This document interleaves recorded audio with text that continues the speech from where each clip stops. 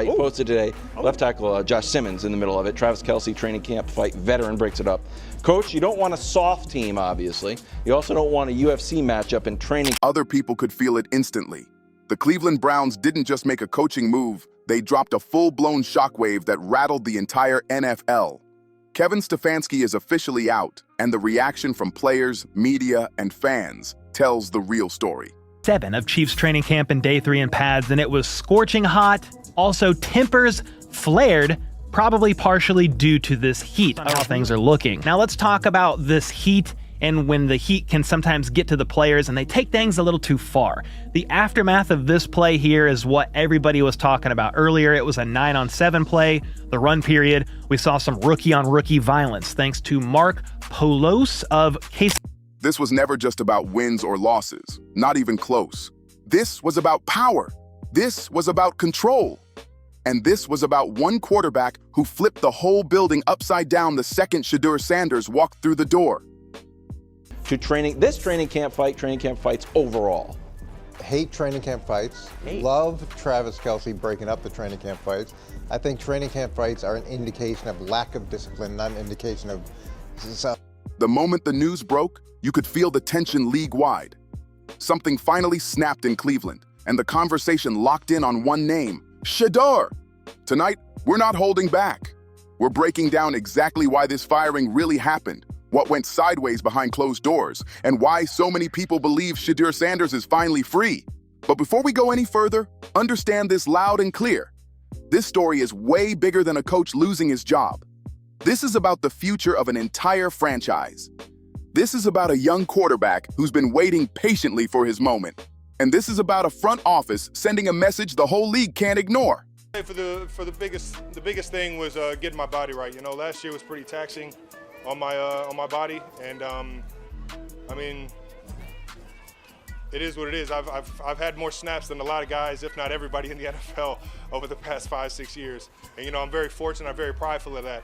But I know it has taken a toll on my body. So it's just, you know, making sure that my body's getting that rest and that ability to, you know, train harder and be able to withstand an entire 17 to 20. On this channel, smash that like button right now and subscribe.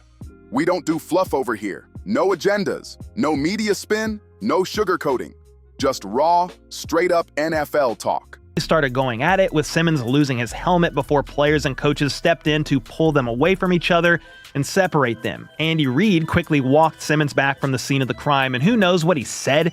But again, it's hot as hell out there, and these guys are miserable. Andy Reid basically said as much after practice, saying, people get ornery when it's hot, and these guys are competitors. I do respect the feistiness of Simmons here, though. The punch to the face was a bit much in my opinion, but that guy is a dog, and this is going to help in his mindset of protecting Mahomes in actual game. Real conversations, real breakdowns, and real truth.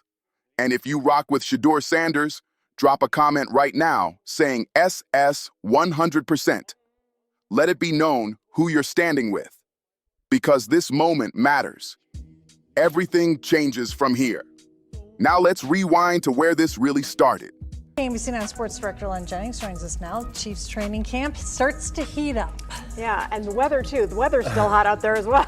It was a hot one in St. Joe today. Hot, humid, full pads, a long practice. The perfect recipe for a scuffle during practice. 2 rookies got into each other's faces during camp today. First round draft pick Josh Simmons and 3rd round pick edge rusher Ashton Gelati go head to head. It happened for just a few moments before cooler heads prevailed. Nobody got hurt. Head coach Andy Reid was asked about it after practice. Kevin Stefanski didn't walk into Cleveland as some clueless coach. Put respect on his name. Around the league, he's respected. He's already popping up on short lists for other head coaching jobs as we speak. That alone tells you the firing wasn't about football IQ. This was about fit. This was about direction. And most of all, this was about a quarterback room that quietly spiraled into chaos. The moment the Browns brought in Shedeur Sanders, the entire energy inside that building shifted. This wasn't some low-risk project quarterback. This was a high-profile talent. Confidence on full display. Presence that couldn't be ignored. Expectations that demanded attention from day one. And not everyone was ready for that. The fans wanted answers. The media wanted updates. And every single time Kevin Stefanski stepped up to the mic, he looked uncomfortable. Like he already knew this situation was slipping out of his hands. Let's be real about why he got fired. From the Kansas City airport, just finished today with the Kansas City Chiefs, about to fly to Denver now to go see the Broncos. I'm actually at an awesome place. Meet Mitch, one of my favorite barbecue places in Kansas City, is now in the airport. Good sign there. Anyway, let's get to the Kansas City Chiefs and what we learned today. They're good. We know they're going to be good. The Chiefs are always good. But a couple of things that stood out to me. One, Josh Simmons, their standout left tackle, first-round pick, someone who came into the draft injured. I know it was a leap of faith for some. The Chiefs did the thorough research, figured his knee would be okay by this time, and certainly is. He looks like one of the more athletic tackles you will see. Really stood. Early in the season, Shedeur Sanders was buried on the depth chart, 4th string, then 3rd string, then slowly inching forward, while fans kept asking the same thing every single week. Why isn't he playing? And every press conference made it worse. Stefanski looked irritated. Short responses, defensive energy, zero excitement, no belief. And that right there is where the real problem started.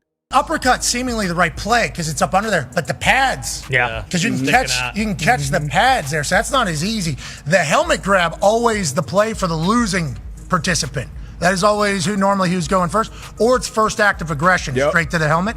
Here we have Josh Simmons actually got into a fight. Here's Mark Palouse's video.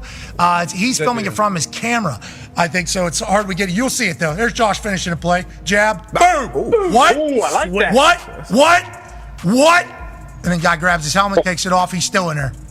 Where's the team? I like it. Acho said it best, and this part matters. He said Stefanski didn't get fired because he couldn't coach football. He got fired because he couldn't manage the quarterback situation. That's the truth. When you bring in 2 rookie quarterbacks and never clearly commit to one, confusion takes over. When you shuffle names without a real plan, the locker room starts side-eyeing leadership. And when the film shows one guy clearly gives you the best shot to win, but you still hesitate, the pressure gets unbearable. So who was really running the show? That's the question. When Shedeur Sanders finally got his shot late in the season, the difference was obvious. The offense looked alive. Pocket awareness jumped immediately. The accuracy was sharp. Every throw looked controlled, confident. And the leadership? Undeniable. Teammates felt it. Even the win-loss numbers started whispering the same thing. Maybe this should have happened way earlier. That's when the front office locked in. Andrew Berry came out publicly and praised Shedeur Sanders. He talked about his mental toughness, his physical tools, his playmaking, his accuracy, his ability to extend plays with his feet. That wasn't random. That was intentional. That was a message, a clear signal that Shedeur matters and his development is a top priority for this organization.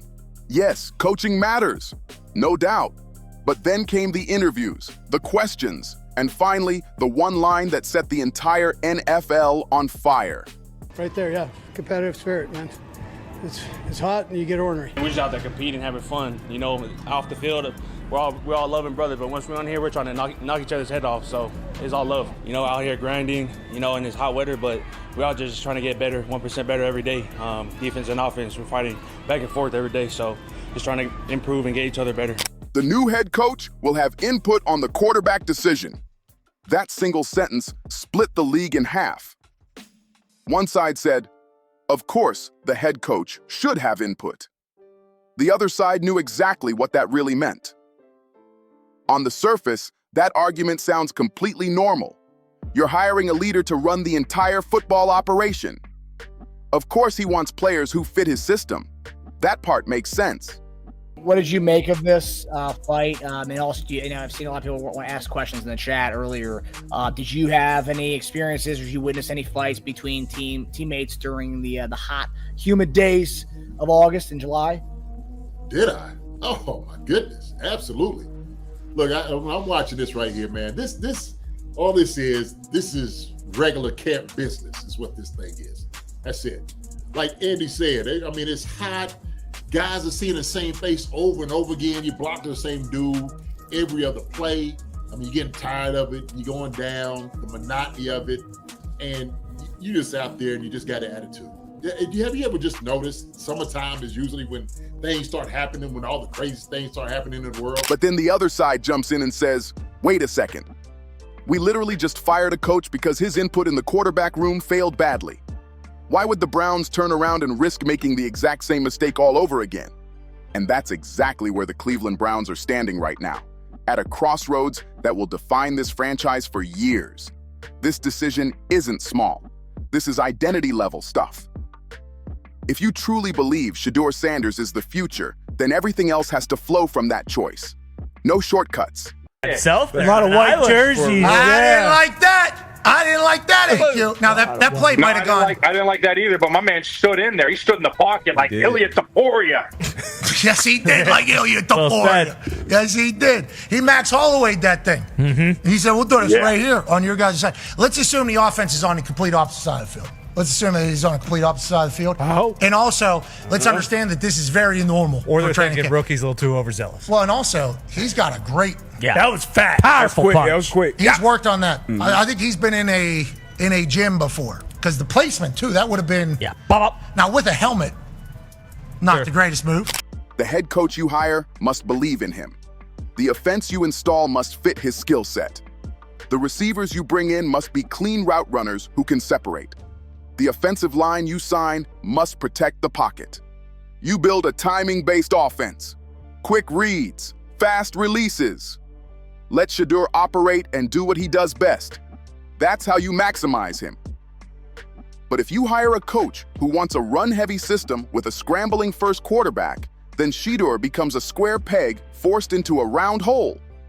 And that's exactly how promising careers get ruined before they ever get a real shot. Acho said it perfectly.